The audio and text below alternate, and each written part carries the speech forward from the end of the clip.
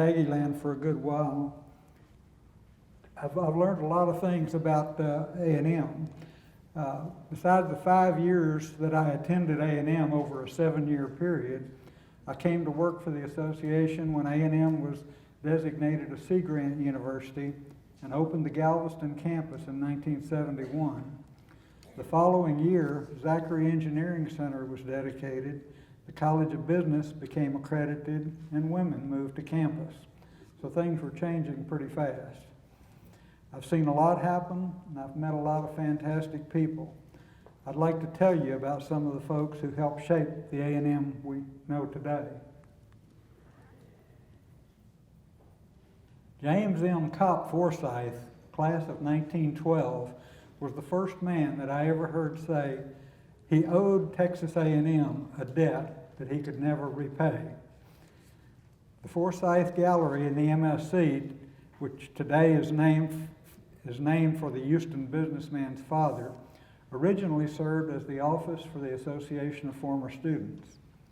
That was after the association had been in the YMCA building and in the MSC hotel area in the west end of the Student Center. I met Dr. E. King Gill, class of 24, Texas A&M's original 12th man, when he was here for a reunion with teammates Tiny Keene and Dr. Sam Houston Sanders. Tiny Keene, you probably could guess, was a rather large man. And Dr. Sam would later have a lot to do with the construction of the Sanders Corps of Cadets Center at A&M. If you haven't been over there, you really need to visit it sometime. Some folks who started their experience with A&M almost a century ago include Fred Bryson. Fred was class of 21, served as one-time acting mayor of College Station, and was a world-renowned expert on pecans.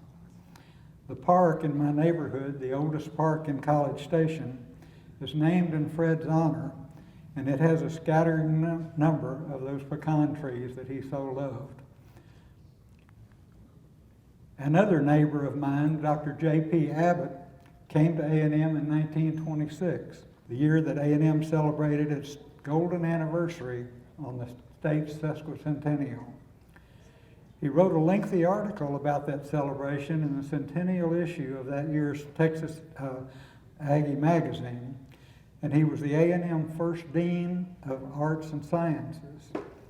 He served on College Station's very first Historic Preservation Committee.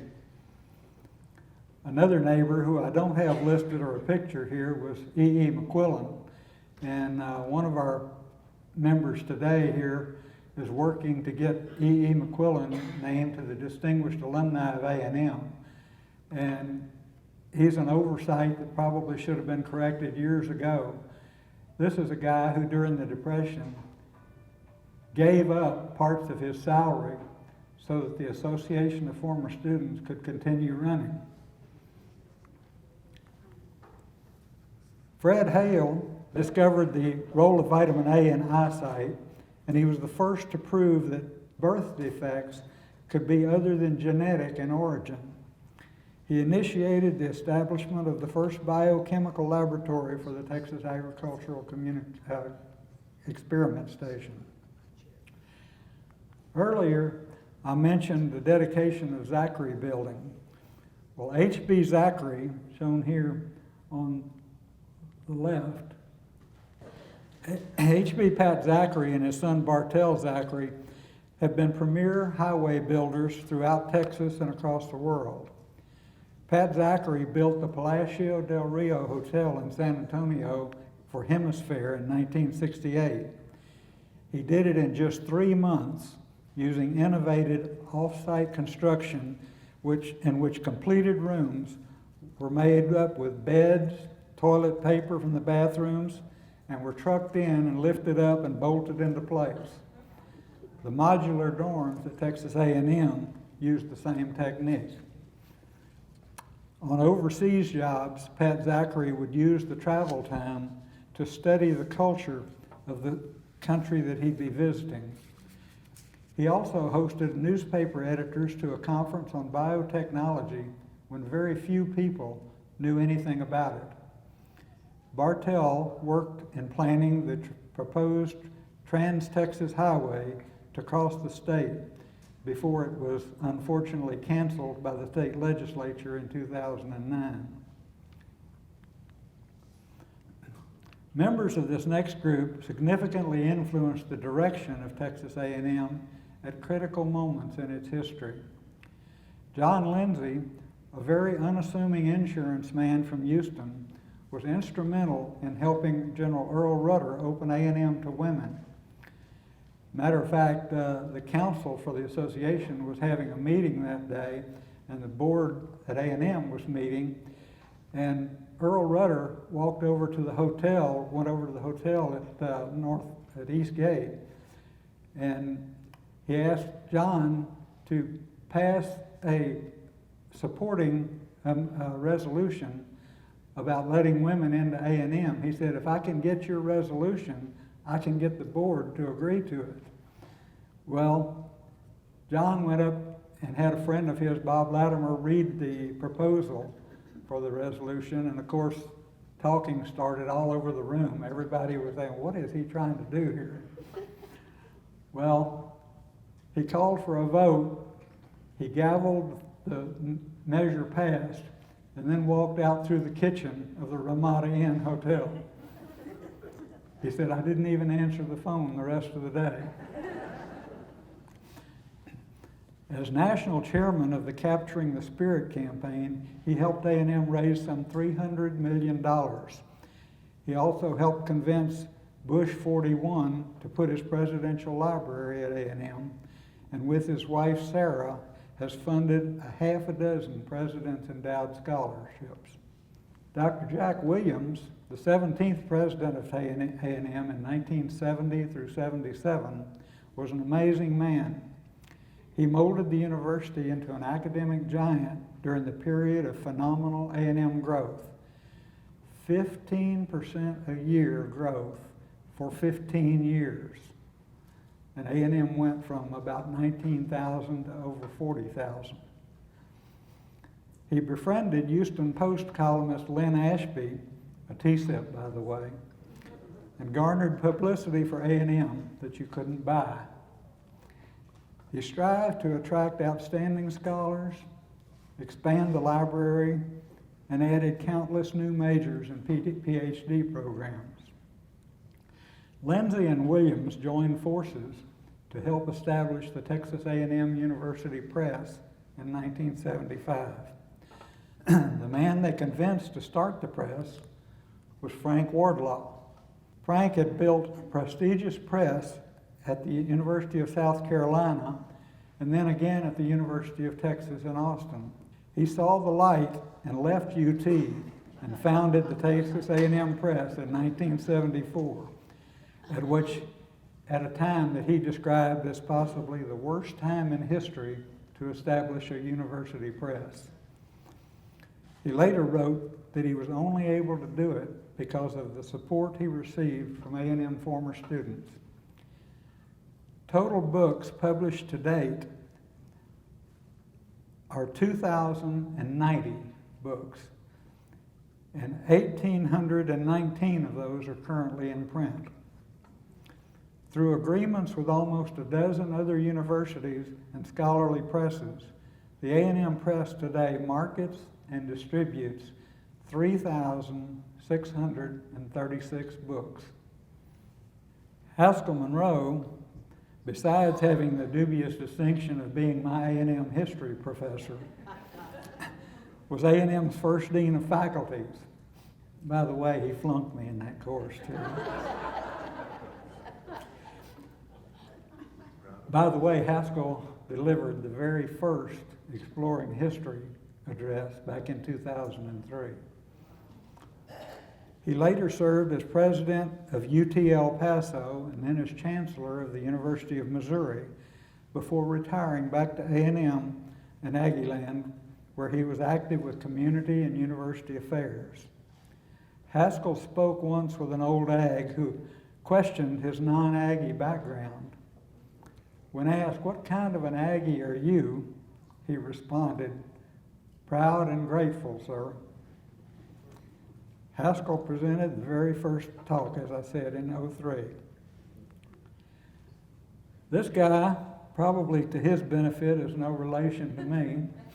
This is Ed Cooper, class of '53. He was an assistant to A&M presidents J. Earl Rudder and Jack K. Williams. He then served 15 years as Dean of Admissions and Registrar from '72 to '87, where he signed 90,121 diplomas. When I was in school at A&M finishing up my degree, we had an outbreak of meningitis here. I couldn't get any information out of the college hospital to do an article in the paper letting people know what the problems were and what they needed to do to get themselves checked out. So I called the president's office. Ed Cooper got on the line. He says, "Meet me at Dr. Nelson's office in 5 minutes." I went over there and he told Dr. Nelson, he says, "You tell this young man everything he needs to know about what kids are dealing with and what they need to do to protect themselves." I got the story in the paper the next day.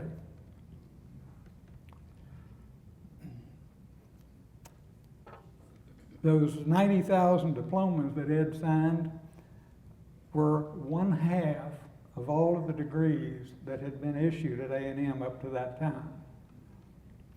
He launched the Aggie Auto Pride license program, which through Texas A&M became the first university to raise $1 million in that program before the end of the century. I'm sure that many of you have been in the coldest building on campus, even if you've only been there to park to go to the MSC or Rudder Tower. John Coldus and his wife Mary Dell, unfortunately we lost John just recently, had the astounding ability to remember people's names. Oftentimes, years between meetings with them, they'd call their name.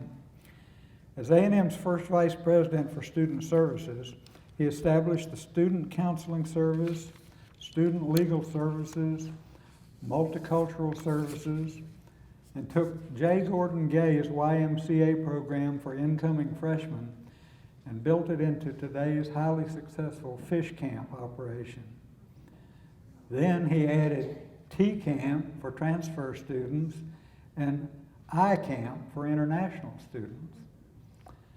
During his 20 years on campus, he would have lunch with a random collection of freshmen every other week, and he would meet with upperclassmen and sometimes faculty on opposite weeks, an estimated 10,000 plus lunch dates. The lunches were gladly funded by the Association of Former Students and the A&M Mothers Clubs. Helping to put the story of Texas A&M down for posterity has been an all-consuming task for these next two individuals. Henry Detlef, who we also lost recently, was part of my coffee group. And in that coffee group, I figured out the people in that group have put 20 books about Texas A&M together. Henry Detlef was a quiet yet decisive history professor. He wrote the A&M 2-volume Centennial History, published in 1975, the history of Johnson Space Center, called Suddenly Tomorrow Came, and had recently published Aggies Go to War, the story of Aggies in the military from the Spanish-American War to the present. I had the pleasure of joining with Henry to write Footsteps, a walking tour of the A&M campus in '95.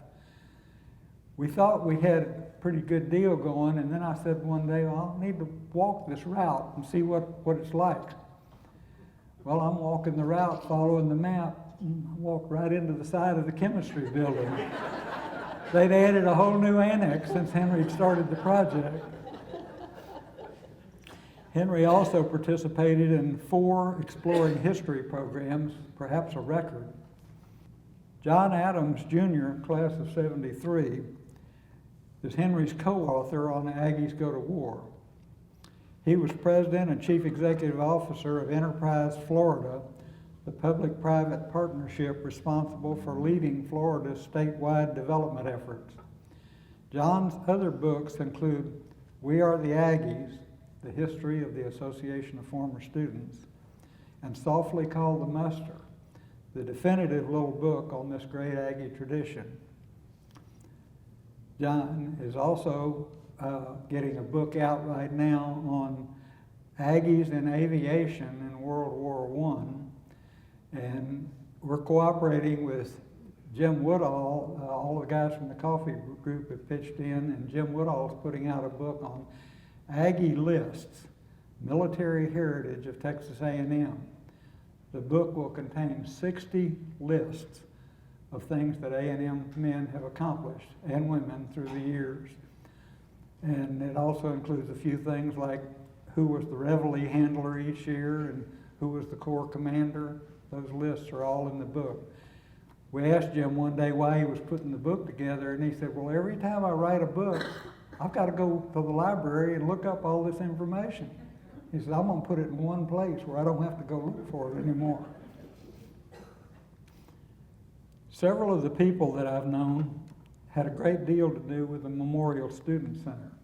J. Wayne Stark, a former intelligence officer in World War II, was the first director of the Memorial Student Center. He came on board when the MSC was being planned, and for 3 years visited student unions across the nation. He would establish long-standing programs to introduce outstanding students to the corporate world of Wall Street and the arts.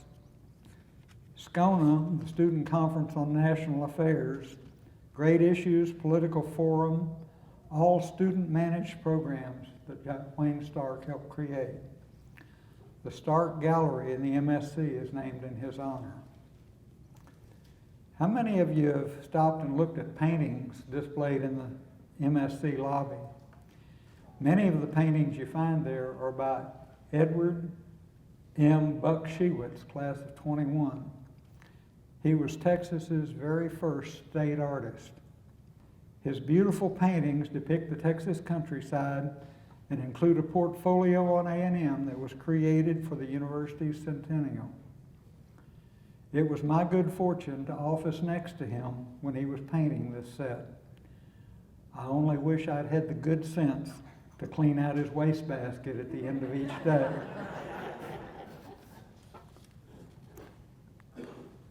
A&M architecture professor Rodney Hill and his wife Sue sculpted the centennial wood carvings that also hang in the MSC. Rodney also designed the Silver Taps Monument that's out in front of the academic building at A&M, in between the YMCA and the Koch building. Taking an architecture class with Rodney was a unique experience. He would do things like ask his students to lie on the floor and close their eyes while they learned to visualize. Rodney and Sue were named Parents of the Year at A&M in 1993 and 94. Working at the Association of Former Students for 31 years, I met countless Aggies that I could talk about. Here's a few that have impacted that organization. Richard Buck Wires in the center here is standing between Dick Hervey and Randy Matson, both his successor and his replacement. And the guy on the wall in between them on the painting is E.E. McQuillan.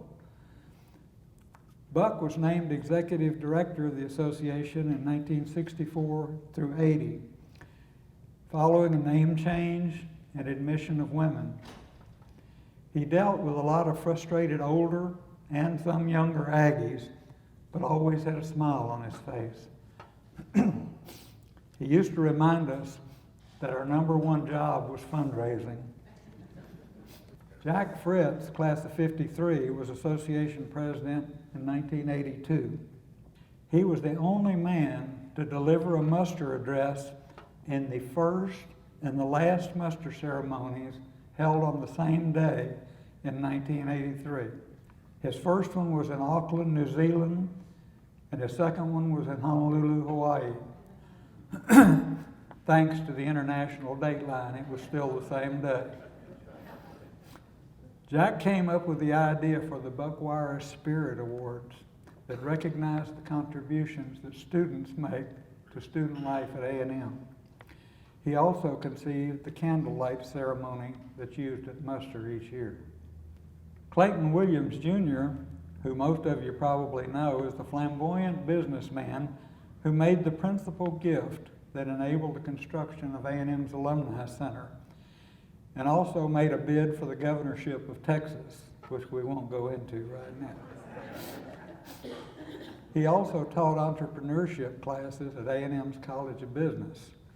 He once got so excited as an auctioneer at a Midland A&M club function that he was bidding against his wife. She finally told him, "If you want it that bad, you can have it." Finally, there are some people I just think you need to know about. Tom Wisdom, shown here with me in one of the posters from the movie We've Never Been Licked, was my brother's class agent who ran a company called Money Mailer, a direct marketing firm. I helped him to get in touch with King World Productions about rights to the Universal Studios movie We've Never Been Licked, the 1942 movie about A&M. They kept giving him the runaround about video rights until finally one day someone told him, King World doesn't even own the rights to the video. All we have are the movie rights and rental rights. And Tom said, "Send me that in writing." To date, the video, now out on DVD, has raised hundreds of thousands of dollars for the class of '60. Mike Fossum worked at NASA for the U.S. Air Force for a number of years. After he left the service, he decided to apply for astronaut training. Mike had almost decided that he was too old when the call finally came that he'd been accepted for training. The only A&M undergraduate degree holder and former member of the Corps of Cadets to ever be accepted. Mike flew as a mission specialist aboard STS-121 launch of the Shuttle Discovery. During that trip, he made 3 extravehicular excursions outside of the spacecraft. As a member of STS-124, he did 3 more EVAs.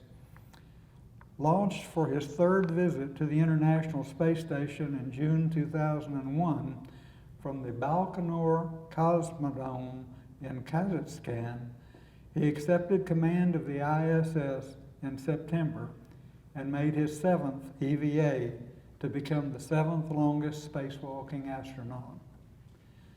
His record is 48 hours and 32 minutes total. Mike is now the Chief Executive Officer of Texas A&M Galveston. Dan Lowe is an advisor to the College of Business, or was. When my grades dropped at the end of the fall '61 year, I appeared before a disciplinary board and was invited to take a year or 2 off. At the hearing, Dan Lowe called me over to the side and told me to make up my mind that I was going to return and complete my degree. I responded, "Sure, that's what I'm planning to do." He leaned up very close to me and he said, "No, I mean make up your mind right now or you'll never do it. You get a job, you make a little money, and think you don't need to go back to school." This was the best advice I ever received from anyone.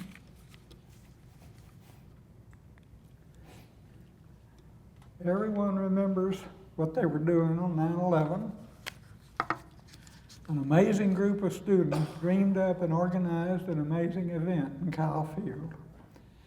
In just a couple of weeks, they sold 80,000 t-shirts, generated more than $10,000.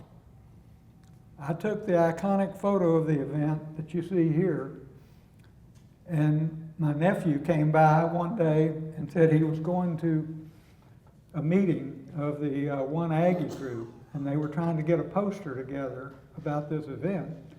I said, "Well, here, take some of these pictures."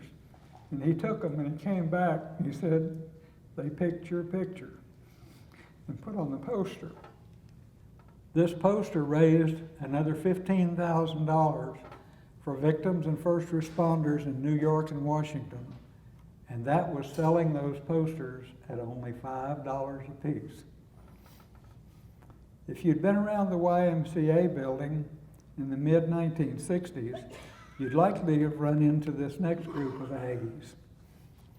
Tom Defriending, shown here as a student and as a White House correspondent in Washington, was former editor of the battalion. He became Newsweek's White House correspondent and served as the Washington bureau chief for the New York Daily News. He helped write a book about Bill Clinton's run for the presidency in 1992, and he still proudly tells people that he was fired as a battalion editor by none other than Earl Rudder. A lot of you think you know the story about the first desktop computers. Well, let me tell you, you don't know anything. Forrest Mens might have come around the corner in that YMCA wearing some taped-over sunglasses while experimenting with a sound device to warn blind people of obstacles. He later borrowed light-emitting diodes from a Bell Laboratory researcher to come up with the very first notion of fiber optics communication. He would later set off attack warnings by launching rockets from the racetrack in Saigon during the Vietnam War. He then authored and designed more than 60 how-to electronic books for Radio Shack, and since that time, he has won a prestigious Rolex Award for building a handheld ozone detector and setting up a worldwide monitoring network.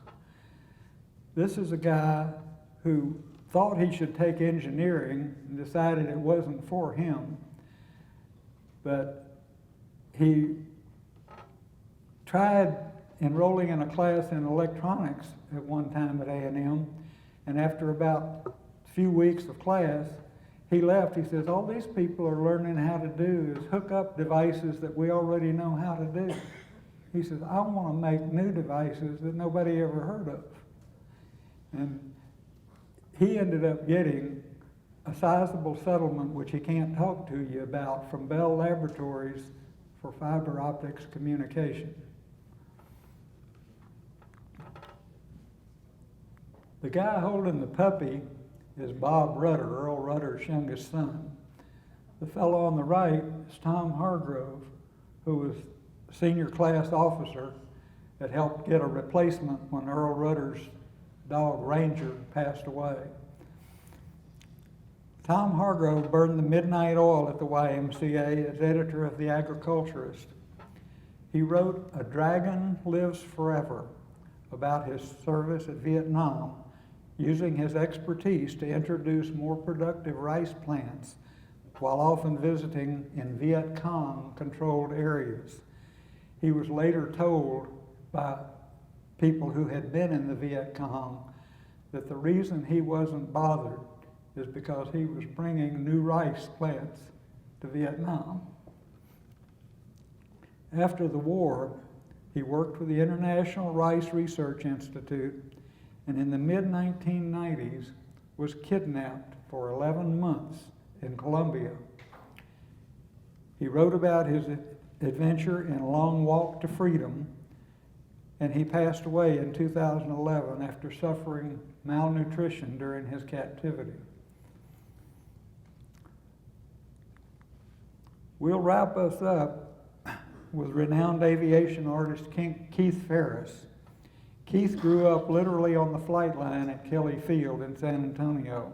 His father was a pilot, but his ambition to fly for the U.S. Air Force was redirected because of health issues. His creative talent later made it possible for him to fly backseat on countless sorties, including ferrying jets to Thailand during the Vietnam War with another Aggie as pilot. His art pieces run the gamut of aircraft history and state-of-the-art aircraft, and his life-size rendition, B-17 Fortresses Under Fire, graces a complete wall in the Smithsonian Air and Space Museum. In the mid-1990s, he was here to address an exhibit of his paintings at the Bush Library and Museum, which I'm happy to say I was able to work with General Tom Darling and bring that exhibit here to A&M. This concludes my pictures, and these are the people who made an impact on me and on a lot of the rest of us in what they did when they were here. As I said before, Henry Detlef has done 4 of these exploring history talks before he passed on. John Adams has done 3. Jim Woodall over here has done 3 talks. And today, I make the 3 club.